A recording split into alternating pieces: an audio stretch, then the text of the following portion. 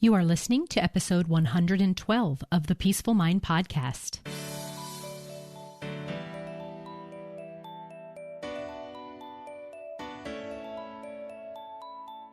Welcome to the Peaceful Mind Podcast, a place for creating the peace of mind you need to be the best mom you are created by God to be. If you want to bring more balance, more joy, and more peace to your motherhood, this is the place for you. I'm your host, certified life coach and Catholic mom, Danielle Tino. In the name of the Father, of the Son, and of the Holy Spirit, let's get started.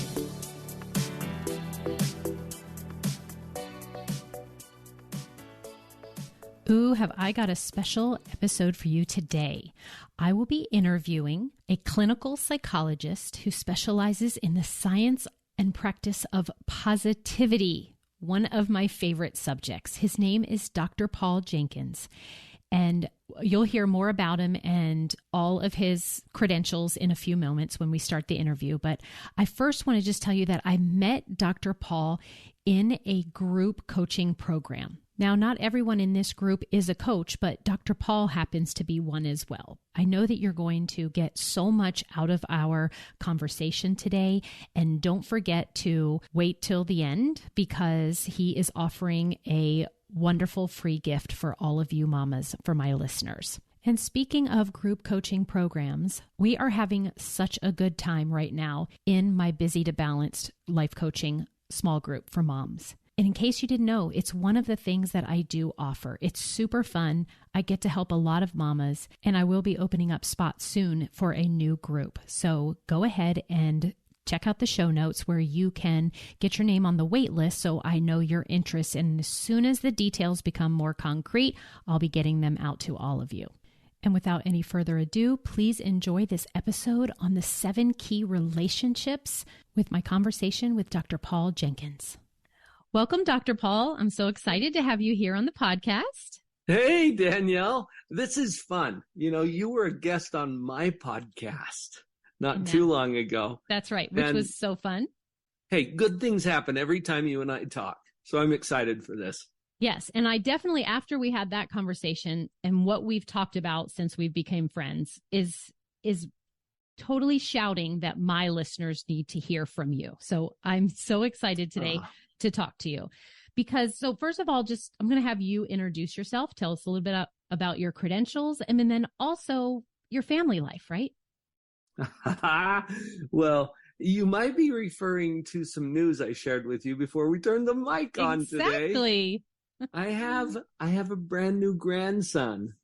As of last night, when we're recording this. Yes. It was last night I got a message from my son that he was born and he is healthy and strong and mom is doing well. And that just warms my heart. I have such a soft space in my heart for my little grands. I've got 6 now.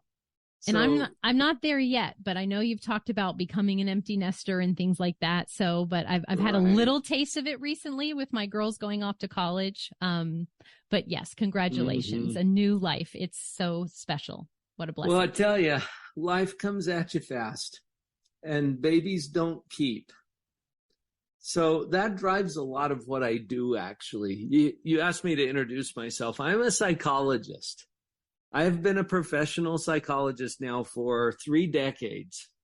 And the first half of my career was in traditional psychotherapy. I worked primarily with kids, children, adolescents, and obviously their parents and families. And I learned so much from that. Part of what I did, though, Danielle, was yuck work. Have I told you this before? No, tell me more. Oh, I spent about 13 years as a child custody evaluator for the court. That's yuck work.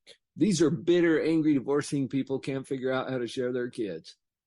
And I get thrust into the middle of that. I'm grateful that I don't do that work anymore, but I sure learned a lot. And I'm sharing that now in the coaching practice that I have currently. So I transitioned from the traditional psychotherapy over to positive psychology, life and family coaching. That's all I do now. And that's exactly when we were first introduced to each other, why that perked up my ears and why I'm like, to hear you talk about how it used to be more of a messy sort of situation. Whereas when I hear the word positive, right, because I am a huge fan of positive thinking and just like aiming towards the positive, not in a the overdone, maybe what you've heard the word toxic positivity type, because with our coaching, we know that can not be useful either. But tell me even about that name, because that's why I was drawn to you, to think positive psychology. Well, we toss that word around as if we know what it means. And as a psychologist, I feel a responsibility to help people understand how to operate the equipment of their own mind. And so I've developed models around that get past the trite, fluffy, just think positive that you hear from motivational speakers or coaches or podcasters sometimes. We get down to the psychology behind it. And I've got a whole model that I use in my trainings and my coaching. But it's interesting that you mentioned toxic positivity. The name of my book is Pathological Positivity. Interesting. Which is a little different from, toxic positivity, the way it gets mentioned out there in mainstream. It has to do with just ignoring any pain or difficulty, pasting on a smile and proceeding as if everything is peachy. And that's not the kind of positivity that I teach and that I train on. In fact, the word pathological also means compulsively driven, like a pathological liar, just can't stop, right? And pathological positivity is about choosing on purpose a positive position relative to your circumstances. And you and I both know as coaches that circumstances are neutral. That's right. But even what you just brought up, and this is part of with my moms and my clients that we work with, they immediately, when they find out that it is their internal life, their mind, their mental health and their emotions, right? And that getting to a more positive place is the goal. Because, when you're thinking more positively, you're feeling better. And if you're feeling better, you're doing better. And then you're getting better results. But as soon as that, my clients find out that is the way, right?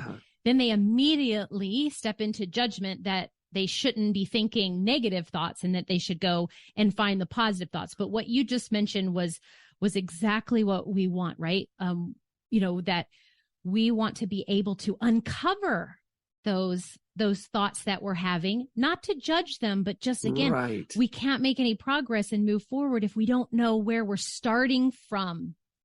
But in that notion, then that's what I like, because we want to pivot and we want to make, even if it's small strides, any stride more towards being able to have a perspective to look at life in a positive manner is going to be beneficial to everyone. Yes. So. Yes. It's until we see it as a choice, it's not. That's right. So my job is to illuminate the obvious. This is so cool, Danielle. I get paid to tell people things they already know. Oh, right. But there's so many obvious processes going on in our own mind that we don't even notice. Obvious but unnoticed, kind of like the feeling of your shirt. Can you feel it? Now. Now that you mentioned it, I'm feeling it. Now that I mentioned it, that's right. my point. I had to bring my consciousness there. I had to bring my thoughts to, can I, and answer that question, can I feel it on my skin, right? And now that you're aware of it. That's right. It's obvious to you. Yeah. But your mind just glosses over it. You don't even notice it. And this is where many of our thoughts are. So I teach my clients to start with a process called metacognition. Oh boy. And that's a fancy psychobabble word. We make up words in psychology. It makes us feel smart. And this one, if you break it down, cognition means thinking. Metacognition is a higher level. It's thinking about thinking. And do you notice that you can do this? Yes, that's separation of becoming the watcher, right? the watcher Yes. of your brain. Yes. See, Oh my you go gosh. to that level of awareness, Yeah. and suddenly it changes the game because metacognition creates a space. And in that space is where choice exists.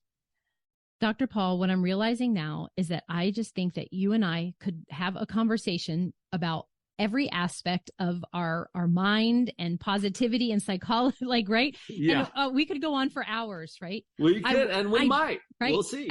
And I just want to make sure because of my interactions with you and becoming a listener of your podcast, tell everybody the name of your podcast now. It's called Live on Purpose Radio. Okay.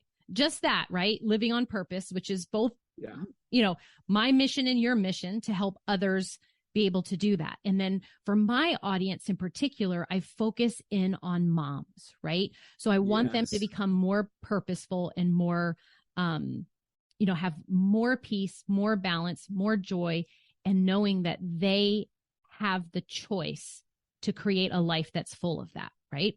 Okay. Yes. So, but in becoming friends with you and having conversation and learning more about what you do and of being a podcast listener, there was a subject that you had on your podcast, which is what wanted me to have you on today.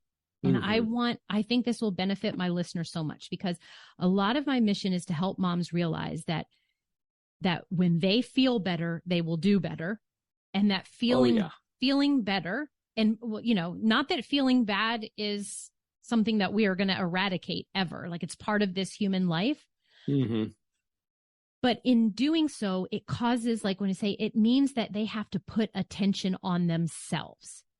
And a lot of times when I say that, we want to maybe even put ourselves first at times, right? I know that I get a lot of brain pushback. If they don't say it to me, I can see the thinking bubbles coming up from their heads. But I wanted you to bring your expertise and what you know in your over 30 years of working with children and parents and in this realm of the relationship, like hierarchy, I guess, is that like maybe the way we look about where we fall.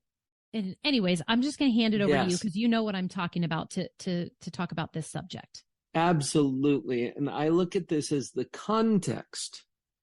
Okay, so we have purpose as human beings. I believe that. I think every one of us has a divine, God-given purpose for why we're here on this planet. And I think that purpose comes with power, meaning the gifts and skills and talents and amazing mind that each of us has. So we have purpose, we have power, and we have a context. All of that purpose and power has to happen in the context of our 7 key relationships. And I think that's what you're getting at, Danielle, because I know you were listening in as Vicki and my wife and I had a conversation on my podcast about this for our 500th episode. That's so amazing. That's so amazing. And yes, that is the subject I want you to dive into, because when I heard that, I thought this will help my listeners so much. This will help them understand why it is that we benefit so much with understanding, like, the hierarchy, for lack of a better word, the key relationships we have in our life, and what order, that's the word I was looking for, and what order we put them in and how that affects us. So keeping in mind that you have a purpose, and whether you're tuned into it yet or not, you have a purpose, a divinely appointed purpose. You have power to fulfill that purpose, and it's going to happen in the context of these 7 key relationships. Now, a little disclaimer, Danielle. Tell us. This is just my opinion. We're holding them all like on a little bit of a limb here. We haven't. We're not revealing yet. Well, but let me give you. So it's my opinion. Okay, everybody has opinions, and the context of my opinion has been shaped through over a half a century on the planet. Okay, so I got that behind me. Having raised my own family, you. All my kids are empty nest. Vicki and I are empty nesters now, and our kids are raising our grandkids now, which is awesome. Such cool a blessing. phase of life.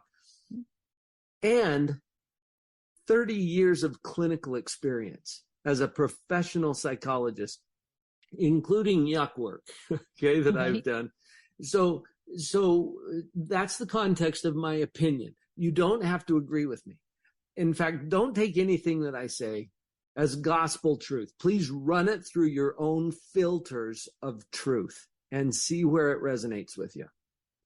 So, number one, and I say these in order, okay? Okay, that's the important part.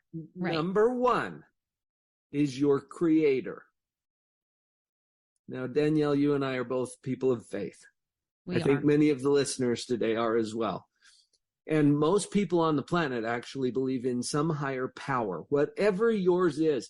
I am not your spiritual advisor, but I am acknowledging that for psychological health and to fulfill your purpose with the power that you have to come to terms with your source, because that speaks to everything else. And it helps to add purpose and meaning to what you're doing. My podcast is called Live on Purpose. Right. Yeah. It means you have a purpose and that you engage in that purpose intentionally. So this helps us to understand it. Okay. So what you're doing is revealing the first key relationship in order. Would you say in order of importance? I'm just curious how, in order of importance. And we say that and for us, as you and I speak, it would be God. That's what we call our creator and our source. So we're really putting in order what should be our most important relationship we have.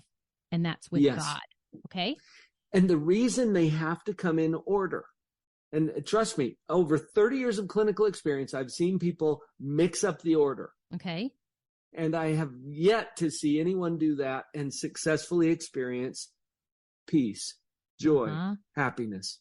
That's right. Okay. Okay. Okay. So that's why I put them in this order. Now, again, you don't have to agree with me. I'm just coming from my background of professional experience. That's number one, your creator. Number two, yourself. What? You mean not your kids next? No, they're on the list. Okay. Trust me. All right. But self comes next. And a lot of people skip this one, Danielle. Yes. They don't even realize that it's a relationship.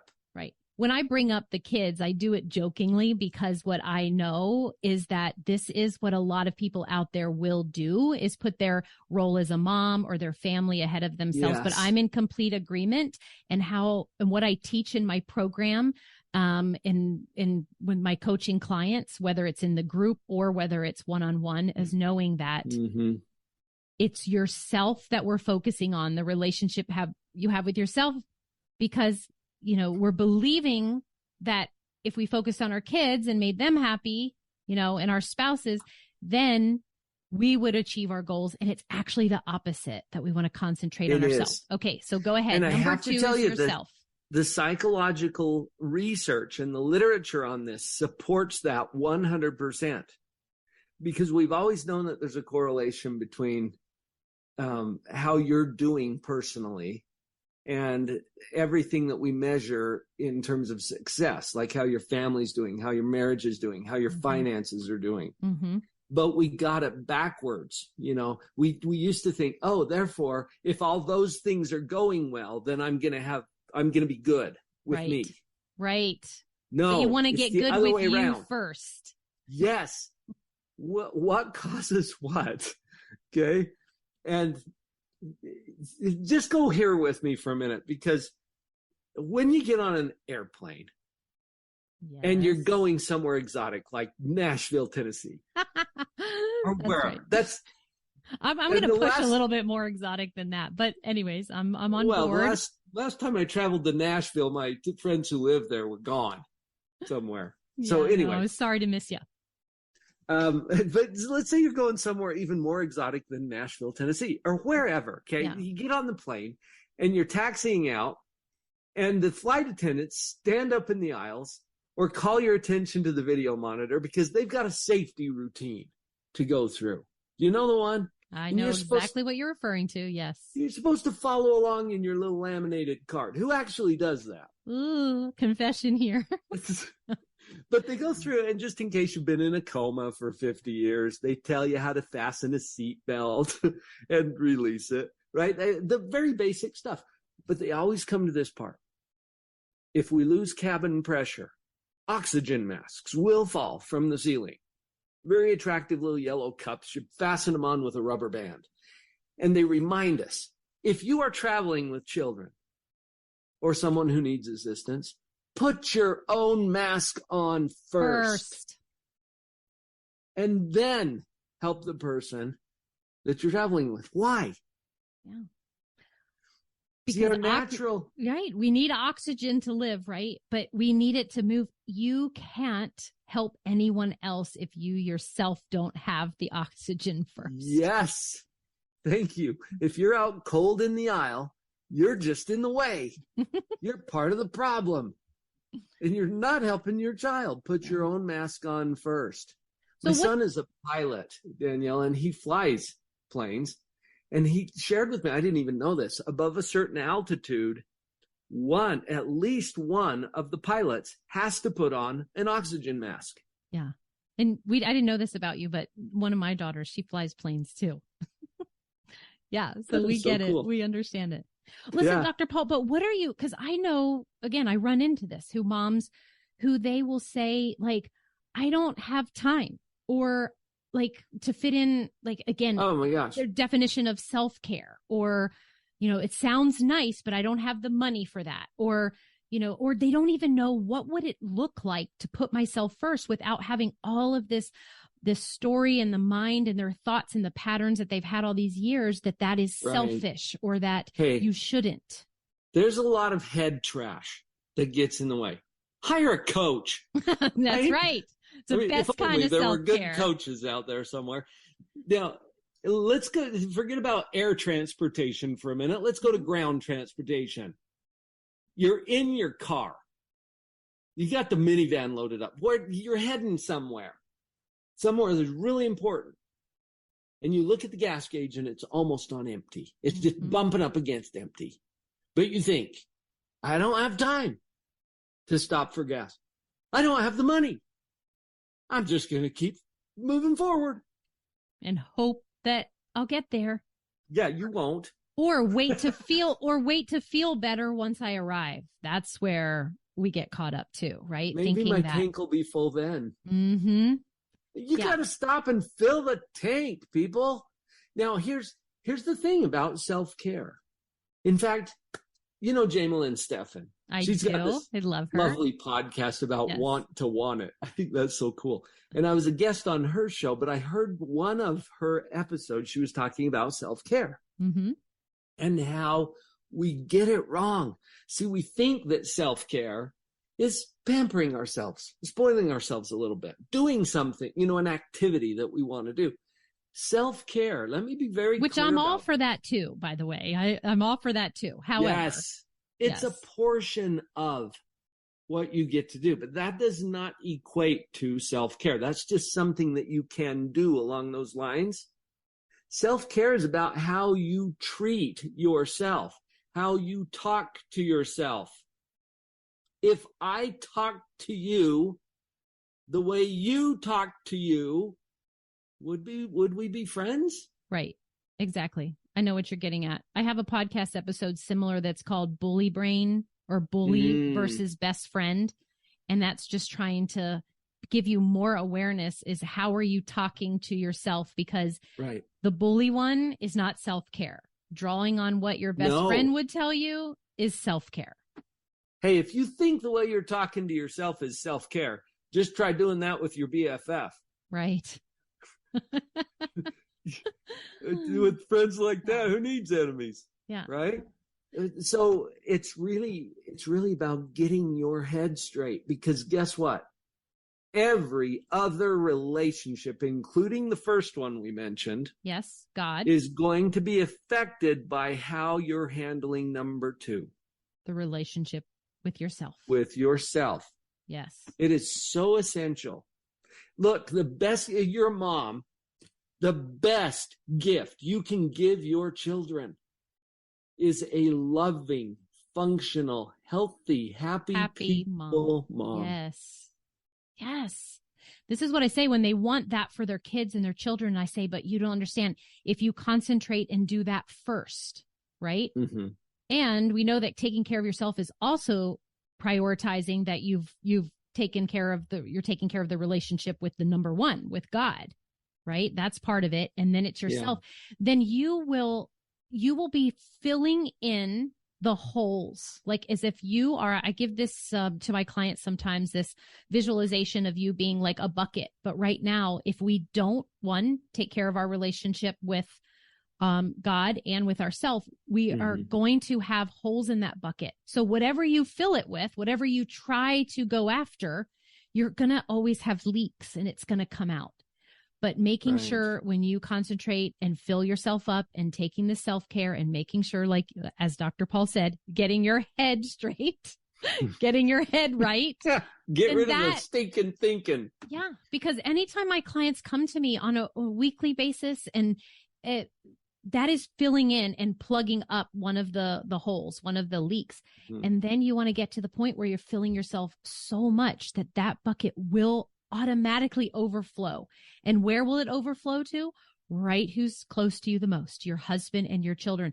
And then therefore you have affected them and gone closer to whatever it is that you want for them. But it happened when you first concentrated on you. This is only number 2. I know, right? So we better 7 key relationships. Well, yeah. Tell us what the next one is, and then we can even go back to even watch where the order is. You know what? And I'm just going to give you the rest of the list. Okay. Yeah, do that. Because this one is so essential, but it gets ignored all the time. And we go out there and we're so compassionate and loving and kind to everyone except for one, where we get really harsh and cruel and judgmental towards ourselves. And we're also up against our programming here. Now, when I say programming, I mean language.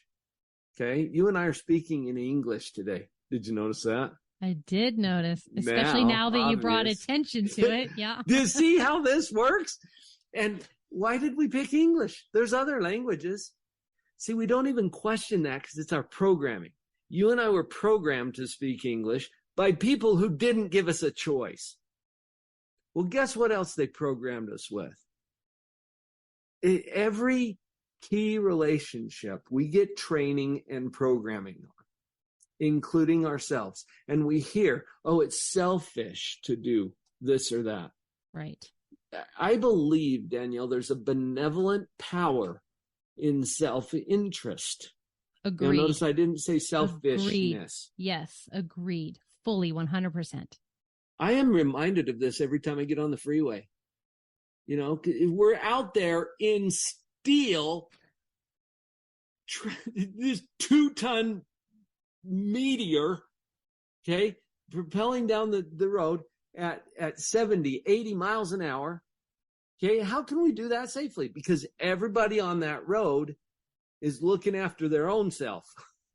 That's right. Right? We choose to follow the rules, to go the right direction, for example, or to stay in our lane. And we're not doing that because we care about everybody else. We're caring about that in order to be safe. If people don't take care of their self-interest, we don't have any defense against that. Notice what happened on September 11th, 2001. Or in Pearl Harbor, for Pete's sake. How do you guard against someone who abandons their own self-interest, like a suicide bomber? We don't have any defense for that. We count on people to take care of themselves because it keeps all of us safe. And I also, I'm sorry, finish. Well, I just want to emphasize that because the benevolent power of self-interest. Look, for you to take care of yourself benefits you. Oh, that's nice. Yeah. But that's the bonus prize, because guess who else it benefits? That's right. Everybody else on your list. Yes. And I bring this same concept up when I'm talking about how we don't, like, we really want to tap in to what it is that we truly want, what lights us up, because if everybody was doing what they want, we've had a lot happier society all as a collective together, right? Instead of thinking that you have to or you should do because this is what society has taught us is right. So you know what? You're right. We could spend hours on this. I know. You're just tapping into another training that I do called Happynomics. I love the word. I love the words that you have in common. We'll probably get into that in another conversation. Yeah. But if we go back to our 7 key relationships, we've covered now your creator, the number one. Yourself. Number 2. Number 2. Your spouse is number 3. 3. Okay. Yeah. Now, some people might be thinking, well, I don't have a spouse, Dr. Ball. Okay, that's fine. If you don't have a spouse, we'll collapse the list and you'll drop to number 4. Okay. Your children. Children are number 4. Okay. Now, notice I put spouse before children. Mm-hmm. Yeah, but what if you're remarried? What if you've got a blended family? Remember my experience with this, okay? I spent 13 years doing child custody evaluations. I've seen a lot of blended families, and I've heard this before. I love my spouse, but you know what's coming? My children come first. Okay, yeah. And I appreciate the sentiment, but I have to say that's a little misguided, okay? Because what are we raising our kids to do? Establish their own families, to live independently of their parents. And who's left? You and your spouse. Yeah. That's why I put spouse first. Before the children. We recently went on a trip where, we were all together and gone for a little while, but, I just love the reaction of the kids when they see like us like holding hands or kissing or, and the love and joy and the example that to see that strong relationship, I believe opens their minds up to thoughts that feel secure and, and certain. And yes, because that is the foundation. So I love that you've just given to us from all of your experience that how it is spouse before kids. And then ultimately I'll repeat ourselves before spouse and then kids. Yeah. So even our children are at number 4 in that relationship. And I'm not saying your kids aren't important. They made the list. I'm saying let's get it in order. And would like you you're say, pointing out, that affects their experience. It affects their joy. It affects their ability to experience a wonderful life. Yeah. And this just came to me right now. And I'm just, again, because I'm learning from you and I'm just kind of seeing how this applies. I'm in complete agreement with this order. And I've had enough experience too, working with moms to see that the results that they really want in their life when they get this order in, right, putting God first and then themselves and then their spouse and children. And we'll talk about the others in a second, that they exceedingly exponentially, find more peace and joy and start creating for their lives and their futures what they want. But I'm just curious, because this came up to me with my own sort of like soaking this in and applying it to my life. Does the order change at different times or different stages of your motherhood? Or like if a certain circumstance comes, like someone might say like, okay, well, what if my child is like diagnosed with something? Isn't my focus coming like to put them first? Or is the hierarchy just like in general, like if in the average of our life and our time, is that the order? And I wouldn't even say it's necessarily focus or time spent. It's priority. Ah, okay. Okay. Now, and there are reasons and seasons in our life. I also hear a lot of speakers, especially talking about balance, as if you can achieve some balance. Well, listen to this. I got to listen to Dan Thurman, who is the past president of the National Speakers Association, and he entered the room on a 6-foot unicycle. He was balancing on it. And he was juggling knives. Oh, my goodness. Okay, now, you just said something that is the key, Danielle. You said he was balancing. He wasn't balanced. Do you hear the difference? Now, the reason I say this, and I do the same thing. I teach this all the time. And it came to my attention as I was listening to Dan, we are never really balanced. We're really balancing. It's a verb. It's a process. And you watch a unicyclist, they're not just balanced up there. They're forward and back and forward and back and moving, and they're balancing. Yes. Do you see the difference? And yeah. that little tweak helped me as I'm teaching people to be balanced. I've done that a lot. And what I like, the way that I come from it is looking from balanced as being a feeling, right? That yes. If you are thinking, I've got a handle on this and all is well, right? And I can, I can handle it and everything's going as it should be. You're going to feel balanced as opposed to out of control. But I also love that you explain it as a verb and balancing, because one thing I always say is that, can you achieve feeling balanced? Absolutely. Yeah. Because if you're thinking a thought that makes you feel balanced, you will be in that state of feeling. However, where it gets tripping us up, and this is where I love your picture of the guy on the unicycle juggling knives, right? So we could think about that as moms, all the things, like each knife represents all the things we're juggling, is that at some points you will be able to access thoughts that has you like on the bicycle going, I've got this. Everything's okay. It's all moving in motion and smooth. But the idea that it's always going to stay in that state, that is where we get tripped up. We will be out of balance a lot of the time. In fact, you know what? To get anywhere, you have to go off balance. That's right. Because when you do, it shows you what's not working well so that you can focus and get right back on the path. Well, Dan represented this as he's up there juggling these knives on this unicycle. He says, if you want to go anywhere, and then he leaned forward. He was off balance. And then his feet started scrambling to keep up with him, and he actually was able to move that unicycle forward.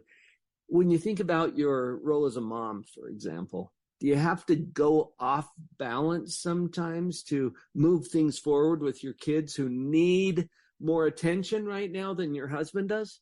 Yeah, absolutely. And it's not that your husband doesn't need any attention, but sometimes you go off balance here to move forward, and then you are constantly in this act of balancing, or to feel that balance. I also love the word that you've picked for your podcast, peaceful. That's right. You get to feel peaceful. Even at times when you're intentionally going off balance, to take care of the different demands in these 7 key relationships. Okay.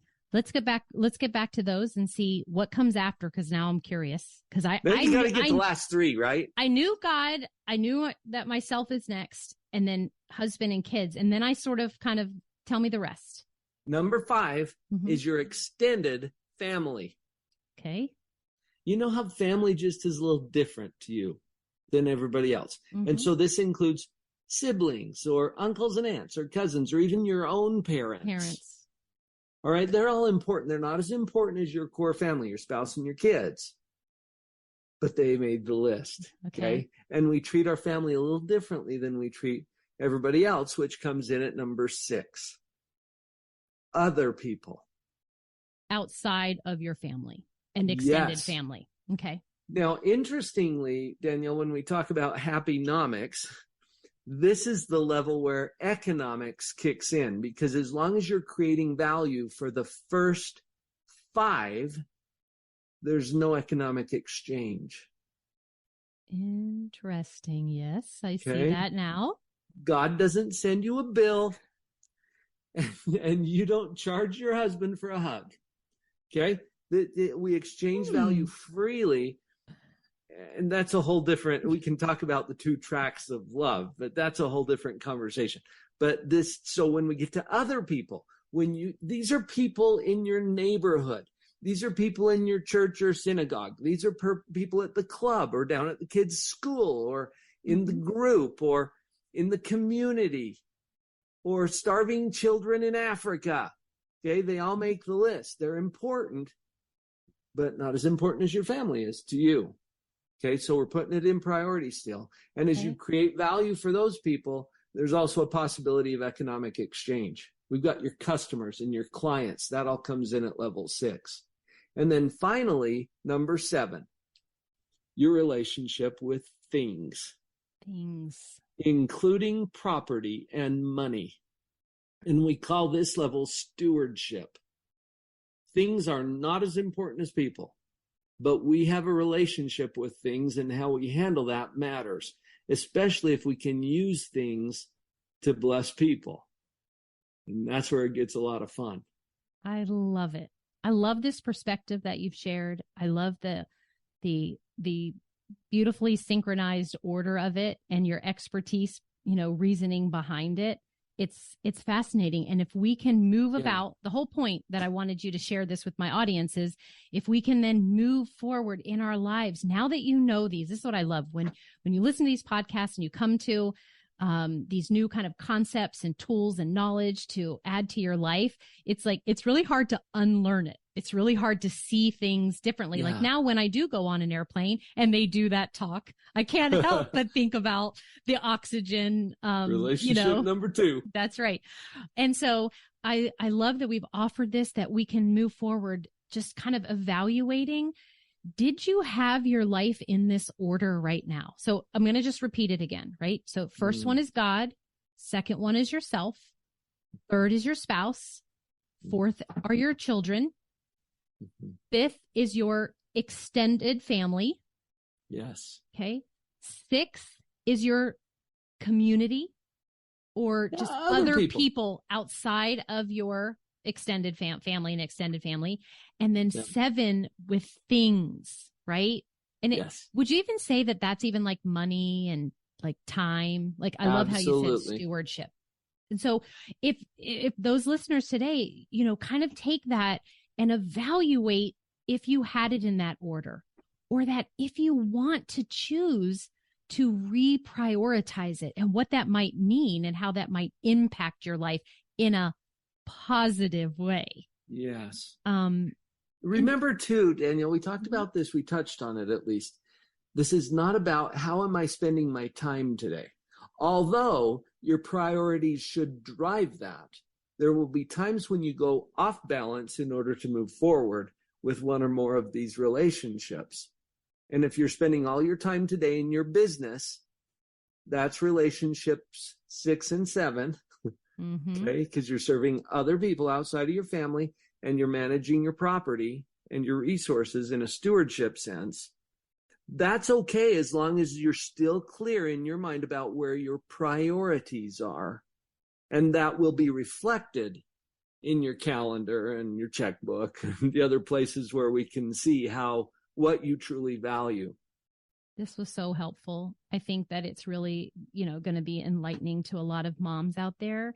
And I just wanted to know, do you have, if you're thinking about those listeners of mine, the clients who are, overwhelmed moms who are juggling a lot, who are not seeing that, that they're making any forward movement with their goals, or that they really just feel stuck. What would you just, out of these 7 key relationships, just kind of want to, like, I don't know, I don't put you on the spot to give them just some pearl wisdom, maybe a question to consider, or just some I will give you one-liner 9. Okay. I'll give you 9, Daniel. Well, here's what it's based on. Okay.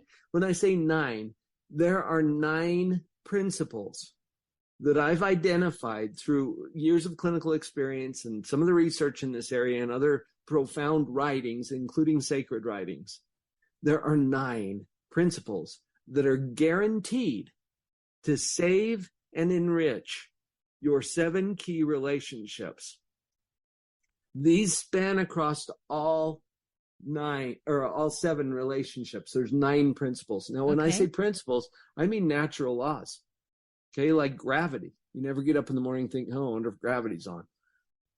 It tends to be.